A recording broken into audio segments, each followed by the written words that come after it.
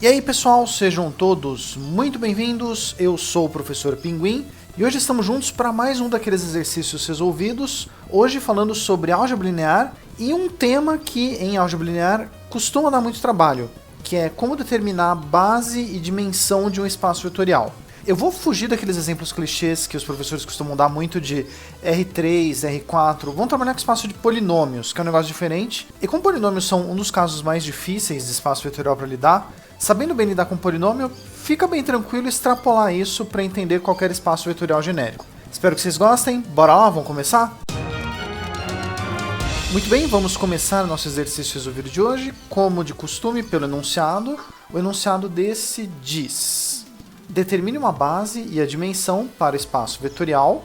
Aí essa notação a gente lê como V é o conjunto de todos os polinômios pertencentes a P4. Isso quer dizer que o grau do polinômio é no máximo 4. Tal que P, quando a gente trocar o valor por 1, é igual a P de menos 1. P de 2 mais P de 0. Quando a gente somar esses dois resultados, o resultado total é 0. O enunciado diz que isso é um espaço vetorial, a gente não vai demonstrar isso. Vamos focar em achar uma base e determinar a dimensão. Observação: existe mais de uma base possível para esse espaço vetorial. Mais genérico, existe mais de uma base possível para qualquer espaço vetorial que a gente for pegar.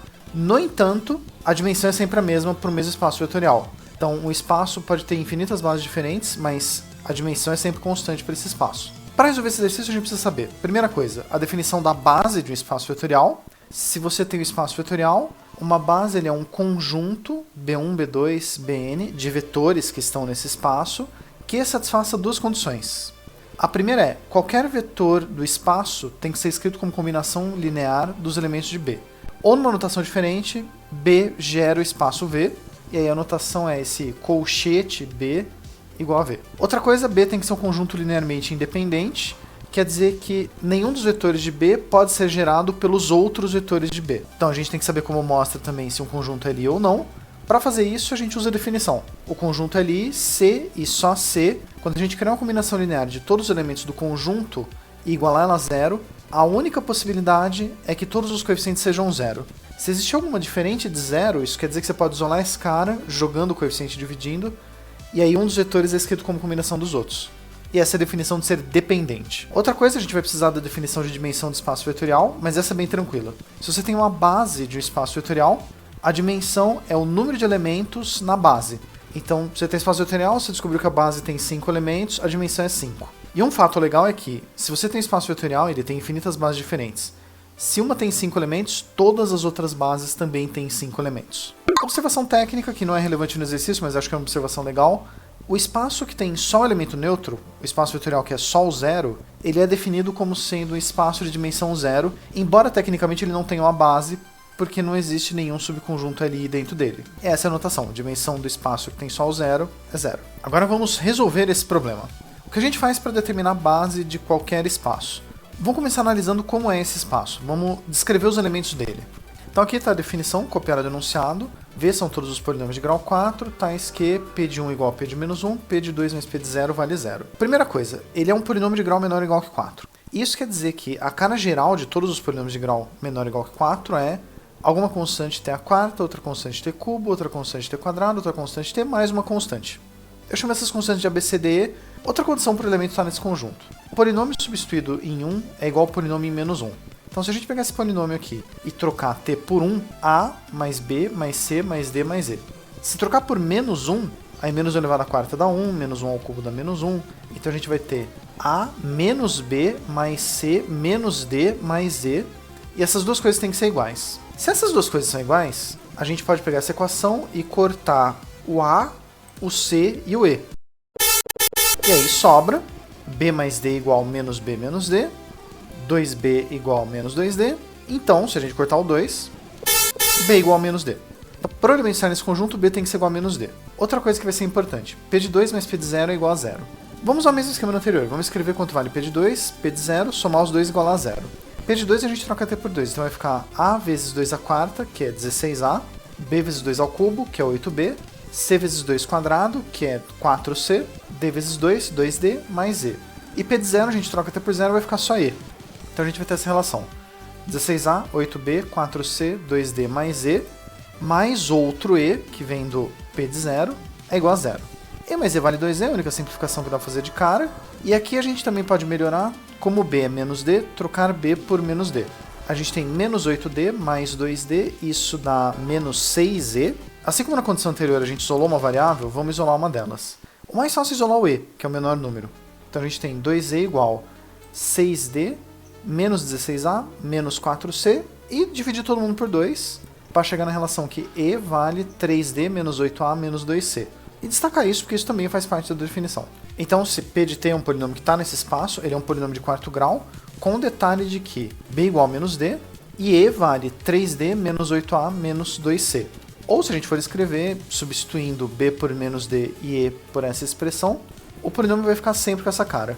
Essa é a cara geral de todos os polinômios que estão nesse espaço. Então, se a gente for fatorar em função dos coeficientes, botar em evidência que todo mundo tem A, todo mundo tem D, todo mundo tem C, a gente vai ter a seguinte expressão. A vai multiplicar T a quarta, menos 8A aqui, então fica menos 8. C multiplica T quadrado, depois um menos 2 aqui, então botando em evidência fica T quadrado menos 2.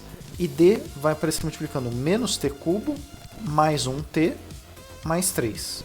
Então, qualquer polinômio genérico desse espaço, ele tem essa cara. Então ele é uma constante vezes T a quarta menos 8, outra constante vezes T quadrado menos 2, mais uma constante vezes menos T cubo mais T mais 3.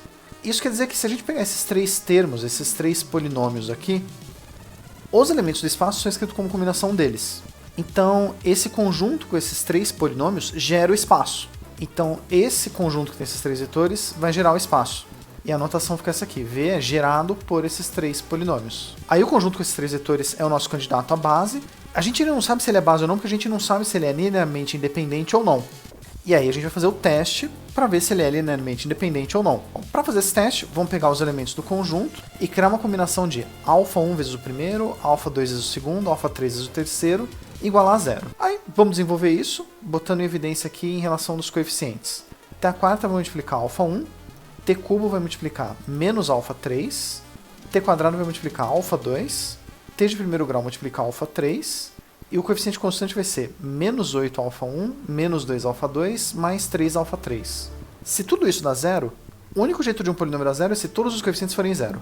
Então α1 tem que ser 0, menos α3 tem que ser 0, α2 tem que ser 0, α3 tem que ser 0, e esse coeficiente constante também tem que ser 0. Isso é um sistema, mas é um sistema que é muito fácil de resolver, porque na primeira linha α1 dá 0, na segunda linha α3 dá 0, na terceira linha α2 dá 0, e obrigatoriamente todos os alfas são 0.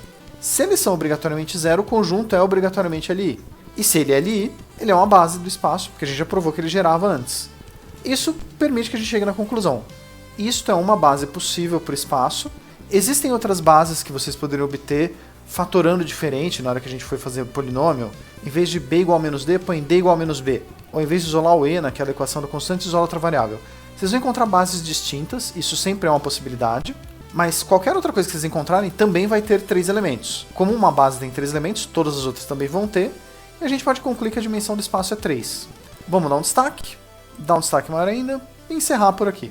E é isso. Base e dimensão costuma ser um dos primeiros tópicos onde o pessoal costuma tropeçar em álgebra linear, mas não é um processo tão complicado. Para você determinar uma base ou dimensão de qualquer espaço, o processo vai ser sempre o mesmo.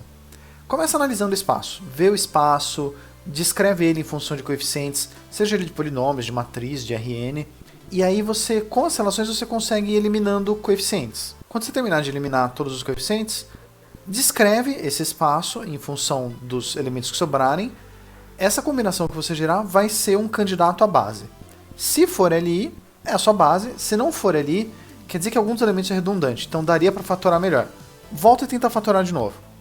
Esse é o processo geral. Espero que vocês tenham gostado. Antes da gente se despedir, lembrar vocês que, se vocês quiserem dar uma sugestão, fazer um pedido, dar uma dica, propor uma questão de desafio, tirar alguma dúvida, fica à vontade de fazer o comentário aí embaixo, ou se vocês preferirem, ó, estão passando aqui meus contatos diretos, com a intenção de deixar o canal mais animado, mais com a cara daquilo que vocês queiram ver. Muito obrigado por terem me assistido, pessoal. Espero de verdade ver vocês no futuro. Até a próxima.